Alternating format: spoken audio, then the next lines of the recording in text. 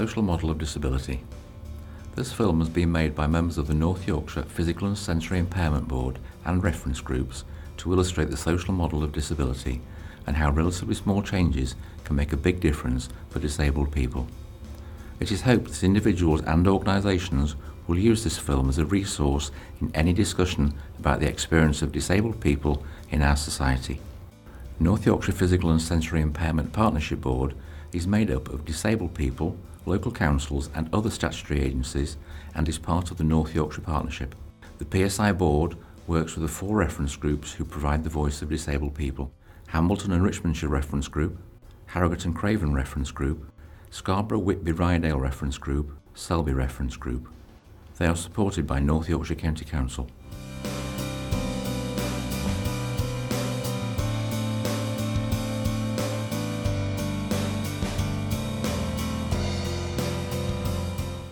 The social model of disability says that disability is created by barriers in society. These barriers usually fall into 3 categories: environmental, inaccessible buildings and services, attitudes, discrimination, prejudice and stereotyping, and organisations, inflexible policies, practices and procedures. The medical model says that it's somebody's medical condition or impairment that causes the barriers to them taking fully part in society. And if these conditions or impairments were fixed by the medical professionals, then they would be able to take part.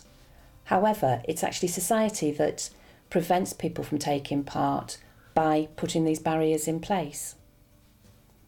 Historically, the medical model of disability was used to exclude people from society, whereas a social model of disability removes those barriers, which means that everybody can be involved. Using the social model helps identify solutions to the barriers disabled people experience. It encourages the removal of these barriers within society or the reduction of their effects, rather than trying to fix an individual's impairment or health condition. Another way to demonstrate the social model of disability is to look at the story of Winnie the Witch and her black cat Wilbur. Winnie the Witch lived in a black house with her black cat Wilbur. Everything in Winnie's house was black. This was fine whilst Wilbur was awake, because Wilbur had lovely green eyes. Problems came when Wilbur went to sleep and closed his eyes. Winnie couldn't see him and she kept falling over him. Winnie came up with an idea, and abracadabra, she changed Wilbur from black to green. This was fine whilst Wilbur was in the house, because he could be seen everywhere. But the problems occurred when Wilbur went outside into the garden. Wilbur could not be seen in the green grass. So again, Winnie had another idea, and abracadabra, she turned Wilbur into multicoloured.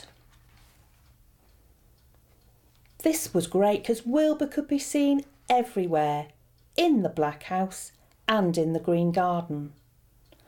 Apart from poor Wilbur, all the birds laughed at him and Wilbur wasn't very happy.